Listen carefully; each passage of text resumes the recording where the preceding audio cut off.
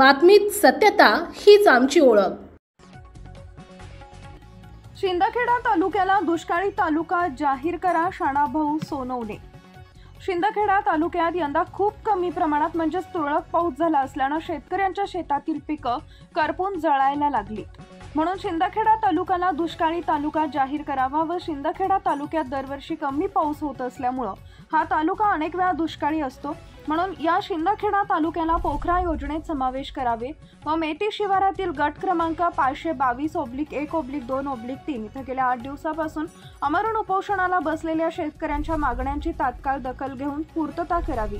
म्हणून आज दिनांक 12/8/2025 रोजी मंगळवारी शिवसेना उपजिल्हाप्रमुख शाणाभाऊ सोनवणे यांच्या नेतृत्वाखाली शिवसेना उद्धव बाळासाहेब ठाकरे गटाच्या पदाधिकाऱ्यांनी तहसीलदारांकडे निवेदन दिले। निवेदनात काही मुद्दे आहेत, ज्याप्रमाणे शिंदखेडा तालुक्यातील शेतकऱ्यांच्या शेतातील पीक करपटून जळाले असल्यामुळे शिंदखेडा तालुका दुष्काळी जाहीर करावा।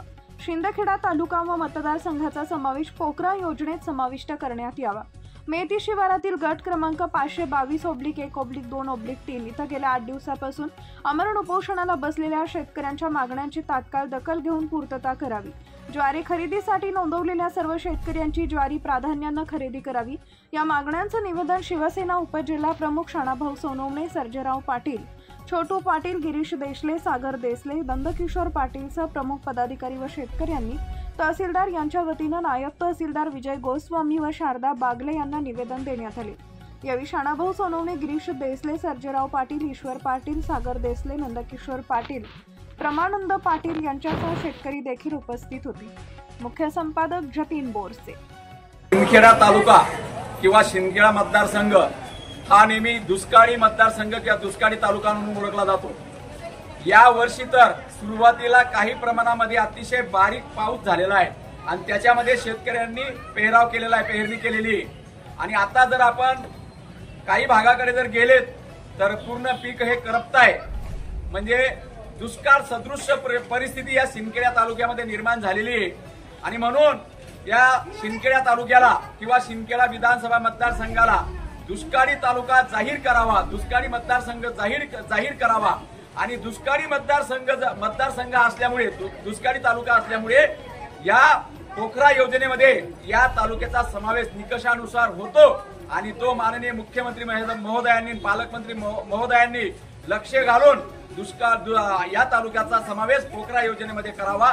त्याचप्रमाणे गेल्या 8 दिवसापासून मेथी येथे आमचे शेतकरी बांधव उद्धव बाळासाहेब ठाकरे शिवसेना गटाच्या मार्गदर्शनाखाली आमरण उपोषणाला बसलेले। त्यांची मागणी एकच आहे, त्या ठिकाणी आजूबाजूला शेती आहे आणि खदान त्या ठिकाणी मध्ये सेंटरला केली जाते आणि त्या खदानीमुळे त्यांचं शेतीचं मोठं नुकसान होणार आहे, त्यांच्या विहिरीचं पाणी पळवलं जाणार आहे। म्हणून सरकारने ती खदान तिथून दुसरीकडे हलवावी, नाहीतर 2 लाख रुपये एकरी भरपाई द्यावी। यासाठी आमरण उपोषण 8 दिवसापासून चालू आहे आणि त्यांची तब्येत खालावत चाललेली आहे। शेतकऱ्यांचा वाली या शिंदखेडा मतदारसंघामध्ये, तालुक्यामध्ये कोणी आहे की नाही असा प्रश्न विचारण्याची वेळ आलेली आहे। आणि त्याचप्रमाणे ज्वारीची खरेदी आम्ही सांगितलेली होती, ज्वारीची खरेदी तात्काळ करा। मागे 8 दिवसापूर्वी निवेदन दिलं, परंतु ज्वारीची खरेदी झालेली नाही।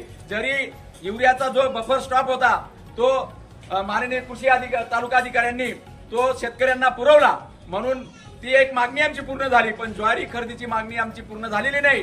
आणि आता तहसीलदार महोदयांनी ती ज्वारी खरेदी चालू करावी, यासाठी आम्ही या ठिकाणी निदर्शने केली आणि माननीय तहसीलदार महोदयांना निवेदन देणार आहोत।